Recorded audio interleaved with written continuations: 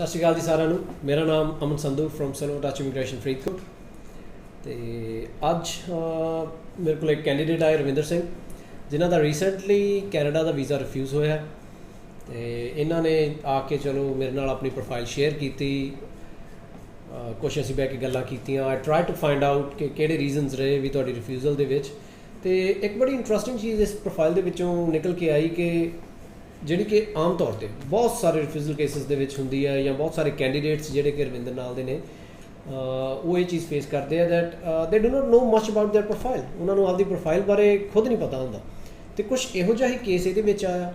ਅਤੇ ਗੱਲਬਾਤ ਚਾਹੇ ਸਾਡੀ ਹੋ ਚੁੱਕੀ ਹੈ, ਬਟ ਉਹ ਗੱਲ ਮੈਂ ਸਾਰਾ ਇਹਨਾਂ ਨੂੰ ਸਮਝਾ ਦਿੱਤਾ ਜਿਵੇਂ ਵੀ ਆ। I have try to provide him the best guidance, but ਫਿਰ ਮੈਨੂੰ ਲੱਗਿਆ ਕਿ ਇਹ ਗੱਲ ਨਹੀਂ ਤਾਂ ਸਿਰਫ ਸਾਡੇ ਆਫਿਸ ਰੂਮ ਤੱਕ ਸੀਮਤ ਰਹਿ ਜਾਣੀ ਸੀ। ਅਤੇ through this video I want to educate all the other people, ਬਾਕੀ ਹੋਰ ਬਥੇਰੇ ਬੜੇ ਕੈਂਡੀਡੇਟ ਜਿਹੜੇ ਕਿ ਆਪਦੇ ਆਪ ਨੂੰ ਰਵਿੰਦਰ ਦੇ ਨਾਲ ਜਾਂ ਇਹਦੀ ਸਿਚੁਏਸ਼ਨ ਦੇ ਨਾਲ ਰਿਲੇਟ ਕਰ ਸਕਦੇ ਆ।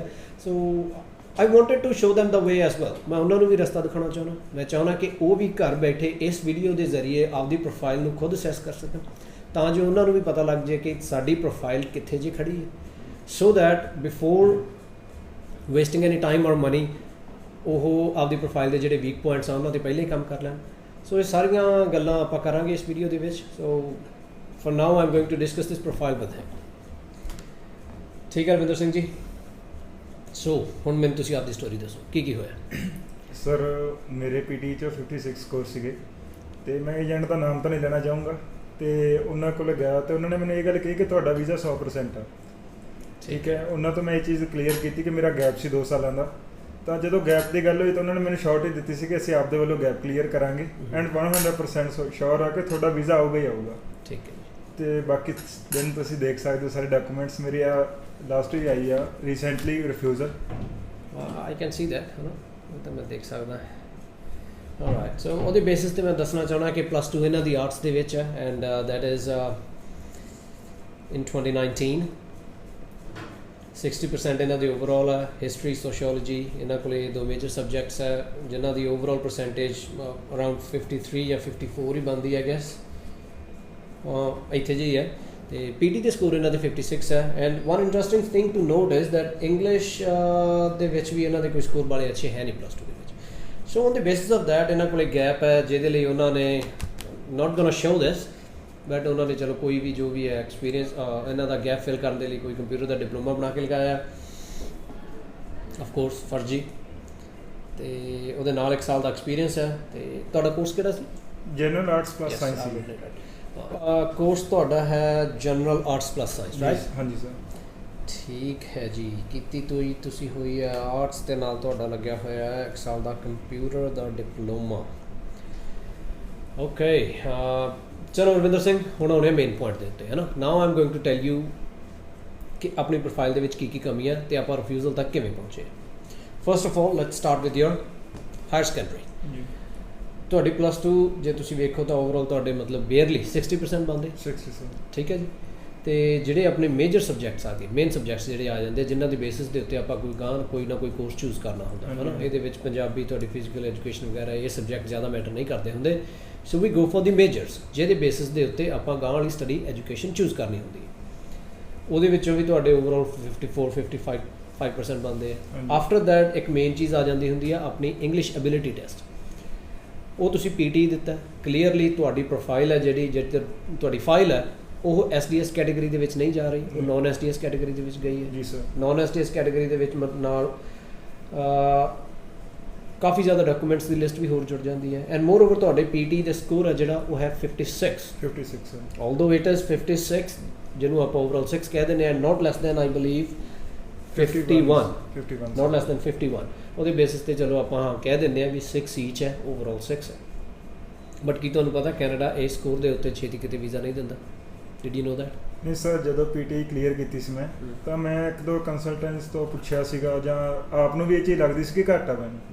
ਬਟ ਸਰ ਜਿਵੇਂ ਆਪਾਂ ਦੇਖਦੇ ਹਾਂ ਕਿ ਐਡਸ ਵੇਖ ਲਈ ਜਾਂ ਕਿਸੇ ਦੀ ਰੈਫਰੈਂਸਿਸ ਵੇਖ ਲਈਆਂ ਕਿ ਚਲੋ ਠੀਕ ਹੈ ਉੱਥੇ ਵੀਜ਼ੇ ਜ਼ਿਆਦਾ ਨਿਕਲ ਰਹੇ ਆ, ਤਾਂ ਉਹਨਾਂ ਨੇ ਮੈਨੂੰ ਇਹ ਚੀਜ਼ ਦਾ ਮੈਂ ਉਹਨਾਂ ਨੇ ਫਰਦਰ ਕਿ ਜਦੋਂ ਤੁਸੀਂ ਮਤਲਬ ਉਹਨਾਂ ਕੋਲੇ ਗਏ ਕਿ ਉਹਨਾਂ ਨੇ ਤੁਹਾਨੂੰ ਇੱਕ ਵਾਰੀ ਆਗਾਹ ਕੀਤਾ ਕਿ ਵੀ ਤੁਹਾਡੀ ਪ੍ਰੋਫਾਈਲ ਵੀਕ ਹੈ, ਜੇ ਲਾਉਣੇ ਵੀ ਹੈ ਤਾਂ ਰਿਸਕ ਤੁਹਾਡਾ? ਨਹੀਂ ਸਰ, ਮੈਂ ਨਾ ਉਹਨਾਂ ਨੂੰ ਪੁੱਛਿਆ ਜ਼ਰੂਰ ਸੀ ਕਿ ਮੇਰੇ ਮਨ 'ਚ ਡਾਊਟ ਹੈਗਾ ਕਿ ਵੀਕ ਲੱਗ ਰਹੀ ਆ, ਪਰ ਉਹਨਾਂ ਨੇ ਕਿਹਾ ਕਿ ਇੰਨੇ ਬੈਂਡਸ ਤਾਂ ਚੰਗੇ ਸਕੋਰਸ 'ਤੇ ਆ ਜਾਂਦੇ ਵੀਜ਼ੇ, ਸਕਸੈਸਫੁਲੀ ਰੇਟ 100% ਆ। ਦੈਨ ਫਿਰ ਮੈਂ ਇੱਕ ਵਾਰ ਦੁਬਾਰਾ ਹੀ ਪੁੱਛਿਆ ਕਿ ਸਰ ਦੱਸ ਦਿਓ ਇੱਕ ਵਾਰ ਜ਼ਰੂਰ। ਐਕਚੁਅਲ ਦੇ ਵਿੱਚ ਸਭ ਤੋਂ ਵੱਡਾ ਸਕੈਮ ਜਿਹੜਾ ਮਾਰਕੀਟ ਦੇ ਵਿੱਚ ਚੱਲੀ ਜਾਂਦਾ ਉਹ ਇਹ ਹੈ ਨਾ, ਆਈ ਵੁੱਡ ਕਾਲ ਇਟ 100% ਸਕੈਮ, ਹੈ ਨਾ। ਕਿਤੇ ਵੀ ਤੁਸੀਂ ਜਾਓ ਹੈ ਨਾ ਵੀ ਹਾਂਜੀ ਵੀਜ਼ਾ ਆਊਗਾ, ਸ਼ਿਓਰਿਟੀ ਹੈ, ਪੱਕਾ ਆਊਗਾ 100%। ਮੈਂ ਤੁਹਾਨੂੰ ਕਹਿ ਦਿਆਂ ਵੀ ਹਾਂਜੀ ਤੁਹਾਡਾ ਵੀਜ਼ਾ ਆਊਗਾ 100% ਆਊਗਾ, ਠੀਕ ਹੈ। ਤੁਹਾਡੀ ਪ੍ਰੋਫਾਈਲ, ਮੇਰੇ ਕੰਮ ਕਰਨ ਦਾ ਤਜਰਬਾ, ਇਹ ਦੋਨੇ ਚੀਜ਼ਾਂ ਮਿਲਾ ਕੇ ਆਪਾਂ ਕਹਿ ਸਕਦੇ ਹਾਂ ਵੀ ਹਾਂ ਜੀ ਸਾਰਾ ਕੁਝ ਸਹੀ ਹੈ। We can take our profile up to 95% ਜਾਂ ਬੈਸਟ ਕੇਸਿਸ ਦੇ ਵਿੱਚ 99%, ਠੀਕ ਹੈ ਜੀ ਸਰ। ਬਟ ਜਿਹੜਾ ਆਪਾਂ ਕਹਿ ਦਿੰਦੇ ਨਾ 100%, ਯੂ ਡੂ ਨਾਟ ਨੋ ਕਿ ਜਿਹੜੇ ਬੰਦੇ ਕੋਲੇ ਆਪਣੀ ਪ੍ਰੋਫਾਈਲ ਜਾ ਰਹੀ ਆ ਉਹਨੇ ਆਪਣੀ ਪ੍ਰੋਫਾਈਲ ਦੇ ਵਿੱਚ ਕਿਹੜੀਆਂ ਚੀਜ਼ਾਂ ਵੇਖਣੀਆਂ। ਮੇਰੇ ਵੱਲੋਂ ਜਿਹੜੀ ਤੁਹਾਡੀ SOP ਤਿਆਰ ਹੋਈ ਹੈ ਜਾਂ ਜੇ ਤੁਸੀਂ ਮੈਨੂੰ ਖੁਦ ਤਿਆਰ ਕਰਕੇ ਦਿੱਤੀ ਹੈ, ਕਿ ਉਹ ਕਿੰਨੀ ਕੁ ਇਫੈਕਟਿਵ ਹੈ, ਕਿ ਉਹ ਜਿਹੜਾ ਵੀਜ਼ਾ ਆਫਿਸਰ ਹੈ ਉਹਨੂੰ ਕੰਪੈਲ ਕਰਦੀ ਆ ਆਪਾਂ ਨੂੰ ਵੀਜ਼ਾ ਦੇਣ ਦੇ ਲਈ ਕਿ ਨਹੀਂ। ਸੋ 100% ਆਪਾਂ ਕਿਹੜੇ ਬੇਸਿਸ 'ਤੇ ਕਹਿ ਸਕਦੇ 100% ਦੀ ਇਹ ਜਿਹੜਾ ਸਕੈਮ ਹੈ ਜਾਂ 100% ਇਹ ਕਿਸੇ ਵੀ ਸਟੱਡੀ ਅਬਰੋਡ ਕੰਸਲਟੈਂਟ ਦੇ ਹੱਥ ਦੇ ਵਿੱਚ 100% ਵੀਜ਼ਾ ਦੇਣ ਦੀ ਪਾਵਰ ਨਹੀਂ ਹੈ। ਇਹ ਪਾਵਰ ਐਮਬੈਸੀ ਦੇ ਕੋਲ ਹੈ। ਜੇ ਇਹੀ ਗੱਲ ਹੋਵੇ ਤਾਂ ਹੁਣ ਕਈ ਵਾਰੀ ਆਪਾਂ ਦੇਖ ਲੈਂਦੇ ਹਾਂ, ਕਈ ਵਾਰੀ ਕੋਰਸ ਨਾ ਵਧੀਆ ਚੁਣਿਆ ਹੋਵੇ ਜਾਂ ਵਟ ਐਵਰ, ਚੰਗੀਆਂ ਪ੍ਰੋਫਾਈਲਸ ਦੇ ਵੀ ਵੀਜ਼ਾ ਰਿਫਿਊਜ਼ ਹੋ ਜਾਂਦਾ। ਹਾਂਜੀ, ਉਦੋਂ ਫਿਰ 100% ਵਾਲੀ ਗਾਰੰਟੀ ਕਿੱਥੇ ਜਾਂਦੀ ਹੈ। And more over like he told you ਕਿ ਹਾਂਜੀ 100%, ਅਤੇ ਕੀ ਤੁਸੀਂ ਉਸ ਤੋਂ ਬਾਅਦ ਰਿਫਿਊਜ਼ਲ ਆਉਣ ਤੋਂ ਬਾਅਦ ਉਹਨਾਂ ਨੂੰ ਕੁਐਸਚਨ ਨਹੀਂ ਕੀਤਾ ਕਿ ਵੀ ਭਾਈ ਹੁਣ 100% ਕਿੱਧਰ ਗਿਆ? ਸਰ ਕੁਐਸਚਨ ਕੀਤਾ ਸੀ, ਬਾਅਦ 'ਚ ਫਿਰ ਗੱਲ ਮੈਨੂੰ ਪਤਾ ਆਨਸਰ ਇਹੀ ਆਇਆ ਹੋਊਗਾ ਵੀ ਭਾਈ ਹਾਂ ਤੇਰਾ ਦਾਣਾ ਪਾਣੀ ਨਹੀਂ ਲਿਖਿਆ, ਕਿਸਮਤ ਨੂੰ ਅੱਗੇ ਲੈ ਜਾਂਦੇ। ਤੇ ਉਹਨਾਂ ਨੂੰ ਕਹਿ ਦੇਣਾ ਸੀ ਕਿ ਕਿਸਮਤ ਵਾਲਾ ਜਿਹੜਾ 5% ਆ ਉਹ ਮੇਰਾ ਪਹਿਲੇ ਪਾਸੇ ਰੱਖ ਦੇਣਾ ਹੈ। ਸਰ ਮੈਂ ਹੁਣ ਫਿਰ ਆਪਾਂ ਕੀ ਬੋਲ ਸਕਦੇ ਐਕਚੁਅਲ ਦੇ ਵਿੱਚ ਇਹ ਆਪਣੀ ਇਹ ਸਭ ਤੋਂ ਵੱਡੀ, ਜਿਵੇਂ ਆਪਾਂ ਕਹਿ ਦਈਏ ਨਾ, ਆਪਣੇ ਪੰਜਾਬੀਆਂ ਦੇ ਕੋਲੇ ਇੱਕ ਹਥਿਆਰ ਹੈ। ਜਦੋਂ ਕੋਈ ਵੀ ਕੰਮ ਨਾ ਹੋਵੇ ਨਾ, ਨਹੀਂ ਯਾਰ ਤੇਰੀ ਕਿਸਮਤ 'ਚ ਨਹੀਂ ਸੀ। ਨਹੀਂ, ਉੱਪਰੋਂ ਸਰ ਕਿਸਮਤ ਆਪਾਂ ਨੂੰ ਆਪ ਬਣਾਉਣੀ ਪੈਂਦੀ ਹੈ। ਉਹ ਕਿਸਮਤ ਤੇਰੀ ਇਹਨਾਂ ਚੀਜ਼ਾਂ 'ਚੋਂ ਝਲਕਦੀ ਹੈ। ਆ ਜਿਹੜੇ ਮੂਹਰੇ ਆਪਣੇ ਕਾਗਜ਼ ਪਏ ਹੁਣ ਵੇਖੋ, +2 ਦੇ ਵਿੱਚੋਂ ਜੇਕਰ ਤੁਹਾਡੇ ਸਕੋਰ ਅੱਛੇ ਹੁੰਦੇ, 70-80% ਤੁਹਾਡੇ ਸਕੋਰ ਹੁੰਦੇ, ਇੰਗਲਿਸ਼ ਦੇ ਵਿੱਚੋਂ ਅੱਛੇ ਹੁੰਦੇ, ਤੁਹਾਡੇ ਜਿਹੜੇ ਮੇਨ ਸਬਜੈਕਟਸ ਹੈ ਇਹਨਾਂ ਦੇ ਵਿੱਚ ਤੁਸੀਂ 60 ਜਾਂ 70% ਓਵਰਆਲ ਲੈ ਕੇ ਆਏ ਹੁੰਦੇ, ਗੈਪ ਤੁਹਾਡਾ ਨਾ ਹੁੰਦਾ। ਐਂਡ ਮੋਰ ਓਵਰ ਗੈਪ ਦਾ ਕੋਈ ਇਸ਼ੂ ਨਹੀਂ ਹੈ, 2 ਸਾਲ ਦਾ ਗੈਪ ਬੜਾ ਹੱਸ ਕੇ ਚੱਲਦਾ।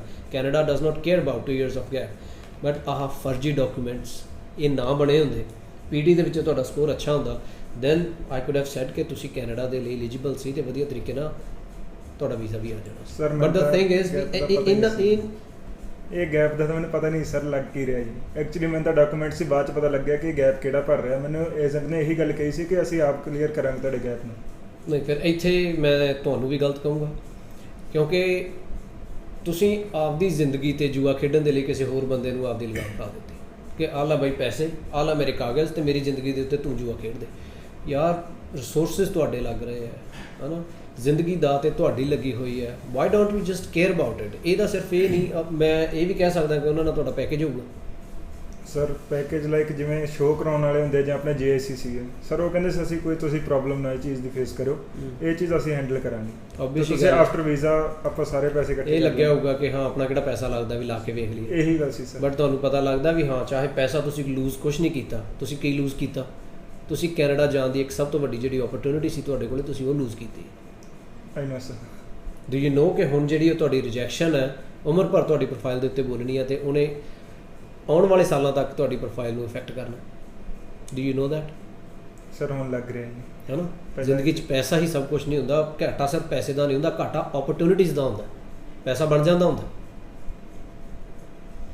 ਸੋ ਬੇਸਿਕਲੀ ਹੁਣ now let's come to the genuine advice. ਇਸ ਪ੍ਰੋਫਾਈਲ ਦੇ ਉੱਤੇ ਤੁਸੀਂ 10 ਵਾਰੀ ਕੈਨੇਡਾ ਲਾਓ, ਜਿਸ ਹਿਸਾਬ ਨਾਲ ਇੱਕ ਰਿਫਿਊਜ਼ਲ ਆ ਗਈ ਤੁਹਾਡਾ ਵੀਜ਼ਾ ਨਹੀਂ ਆਉਣਾ। ਠੀਕ ਹੈ ਸਰ। ਅਨਲੈਸ ਫਿਰ ਉਹੀ ਗੱਲ, if you are very Lucky. ਅਤੇ ਹੁਣ ਜੇਕਰ ਆਪਾਂ ਮਤਲਬ ਇਹਦੇ ਬੇਸਿਸ ਦੇ ਉੱਤੇ ਆਪਸ਼ਨਸ ਦੇਖਣੀਆਂ ਸ਼ੁਰੂ ਕਰੀਏ, ਦੈਨ ਦੇਰ ਆਰ ਸਮ ਅਦਰ ਕੰਟਰੀਜ਼, ਹੈ ਨਾ। ਵੀ ਇਹਨੂੰ ਛੱਡ ਕੇ ਜੇ ਆਪਾਂ ਕਿਸੇ ਹੋਰ ਕੰਟਰੀ ਦੀ ਮਤਲਬ ਰਿਕੁਆਇਰਮੈਂਟ ਵੱਲ ਧਿਆਨ ਮਾਰੀਏ, for example if you talk about UK, ਹੈ ਨਾ, ਉਹ ਇਸ ਟਾਈਮ ਕਾਫੀ ਵੀਜ਼ਾਸ ਦੇ ਰਹੇ ਆ। ਚਲੋ ਰਵਿੰਦਰ ਸਿੰਘ, ਹੁਣ ਆਪਾਂ ਆਉਣੇ ਆ ਜੋ ਆਪਸ਼ਨਸ ਆਪਣੇ ਕੋਲ ਅਵੇਲੇਬਲ ਨੇ। ਸੋ ਕੈਨੇਡਾ ਜਿਹੜਾ ਤੁਹਾਡਾ ਚਾਂਸ ਆ ਉਹ ਤੁਸੀਂ ਆਲਰੇਡੀ ਬਸਟ ਕਰ ਚੁੱਕੇ ਹੋ, ਹੈ ਨਾ। ਅਨਲੈਸ ਸਾਰੀ ਪ੍ਰੋਫਾਈਲ 'ਤੇ ਆਪਾਂ ਕੰਮ ਕਰੀਏ, ਤੁਹਾਡੇ PT ਜਾਂ ਮਤਲਬ ਆਇਲਸ ਦਾ ਤੁਸੀਂ ਐਗਜ਼ਾਮ ਦੇਵੋ, STS ਕੈਟੇਗਰੀ ਰਾਹੀਂ ਤੁਹਾਡੀ ਪ੍ਰੋਫਾਈਲ ਜਾਵੇ, then we may have some chances. Otherwise ਇੱਕ ਵਾਰੀ ਮੈਂ ਕੈਨੇਡਾ 'ਤੇ ਘਾਟਾ ਮਾਰ ਕੇ ਚੱਲਦਾ। Now you have to look for other options. Other options ਦੇ ਵਿੱਚ ਕੀ ਆ ਜਾਂਦਾ? USA is currently giving visas, ਤੇ if I am not wrong ਤਾਂ UK ਦੇ ਲਈ ਤੁਹਾਡੀ ਪ੍ਰੋਫਾਈਲ ਬੜੀ ਪਰਫੈਕਟ ਹੈ। So rather than trying again and again for Canada, ਉੱਥੋਂ ਵਾਰ-ਵਾਰ ਰਿਫਿਊਜ਼ਲਸ ਲਈ ਜਾਣੀਆਂ ਜਾਂ ਉੱਥੇ ਆਪਦਾ ਟਾਈਮ ਅਤੇ ਮਨੀ ਵੇਸਟ ਕਰੀ ਜਾਣਾ, ਇਟਸ ਬੈਟਰ ਕਿ ਆਪਾਂ ਕੋਈ ਹੋਰ country ਨੂੰ ਚੂਜ਼ ਕਰੀਏ। If you really want to go to study abroad, if you really want to go abroad for your study, then UK is also a very good option, ਹੈ ਨਾ। ਇੱਧਰ ਵੀ ਤੁਸੀਂ ਚੂਜ਼ ਕਰ ਸਕਦੇ ਹੋ। ਐਂਡ ਆਈ ਨੋ ਕਿ ਕਿਤੇ ਨਾ ਕਿਤੇ ਤੁਹਾਡੇ ਮਨ 'ਚ ਇਹੀ ਹੋਊਗਾ, ਨਹੀਂ ਜੀ ਜਾਣਾ ਤਾਂ ਮੈਂ ਕੈਨੇਡਾ ਹੀ ਹੈ। ਨਹੀਂ, ਐਕਚੁਅਲੀ ਮੇਰੇ ਇਹੀ ਸਵਾਲ ਸੀ ਸਰ ਕਿ ਕੈਨੇਡਾ ਜੇ ਆਪਾਂ ਦੁਬਾਰਾ ਟਰਾਈ ਕਰੀਏ ਤਾਂ ਨਹੀਂ ਬਣ ਸਕਦਾ? ਨਹੀਂ, ਫਿਰ ਮੈਂ ਉਹੀ ਗੱਲ ਤੁਹਾਨੂੰ ਦੁਬਾਰਾ ਕਹਿ ਰਿਹਾ, ਆਪਾਂ ਟਾਈਮ ਅਤੇ ਪੈਸਾ ਵੇਸਟ ਕਰਾਂਗੇ। ਤੇ ਸਰ ਕਿੰਨੇ ਆਪਾਂ ਨੂੰ ਸਕੋਰ ਚਾਹੀਦੇ ਆ ਐਲੀਜੀਬਲ ਹੋਣ ਲਈ PTE 'ਚ, ਜੇ ਆਪਾਂ ਕੈਨੇਡਾ ਜਾਣਾ ਹੋਵੇ ਤਾਂ? ਕੈਨੇਡਾ PTE ਦੀ ਨੌਨ SDS ਫਾਈਲ ਜਾਂਦੀ ਹੈ, ਐਲੀਜੀਬਲ ਹੋਣ ਲਈ ਤਾਂ ਇੰਨੇ ਵੀ ਚੱਲਦੇ ਆ, but the thing is we have to go with the trends. Trend ਕਿਹੜੀ ਚੀਜ਼ ਦਾ ਹੈ? ਇਹਨਾਂ ਸਕੋਰਸ ਦੇ ਉੱਤੇ ਕੈਨੇਡੀਅਨ ਹਾਈ ਕਮਿਸ਼ਨ ਵੀਜ਼ਾ ਨਹੀਂ ਦੇ ਰਹੀ। ਓਕੇ, ਸੋ ਜੇ ਆਪਾਂ ਓਵਰਆਲ ਗੱਲ ਕਰੀਏ then you may have to go way above 62 63 overall, ਇਸ ਤਰੀਕੇ ਨਾਲ ਤੁਹਾਨੂੰ ਕਰਨਾ ਪਊਗਾ।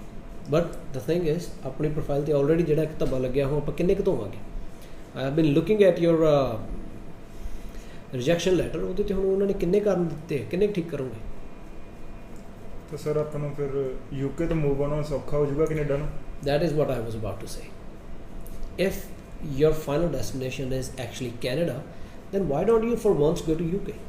ਇੱਕ ਵਾਰ ਉੱਥੇ ਜਾਓ, ਆਪਦੀ ਸਟੱਡੀ ਕੰਟੀਨਿਊ ਕਰੋ, ਠੀਕ ਹੈ। ਚਲੋ ਖਰਚਾ ਹੈ, ਬਟ ਦ ਥਿੰਗ ਇਜ਼ ਉੱਥੇ ਤੁਸੀਂ ਰਹੋਗੇ ਸਾਲ, ਉਹਨਾਂ ਦੇ ਮਾਹੌਲ ਦੇ ਵਿੱਚ ਰਹੋਗੇ, ਉਹਨਾਂ ਦੇ ਕਲਚਰ ਨੂੰ ਜਾਣੋਗੇ, ਐਂਡ ਮੋਰ ਓਵਰ ਉੱਥੇ ਰਹਿ ਕੇ ਜਿਹੜਾ ਤੁਹਾਡਾ ਇੰਗਲਿਸ਼ ਦਾ ਲੈਵਲ ਆ ਉਹ ਕਿੰਨਾ ਉੱਚਾ ਹੋ ਜਾਏਗਾ। After that go for your IELTS 6 ਈਚ ਲਓ, 6.5 ਓਵਰਆਲ ਲਓ, ਅਤੇ ਉੱਥੋਂ ਦੀ ਆਪਦੀ ਸਟੱਡੀ ਕੰਪਲੀਟ ਕਰਕੇ ਦੁਬਾਰਾ ਕੈਨੇਡਾ ਦਾ ਵੀਜ਼ਾ ਅਪਲਾਈ ਕਰੋ।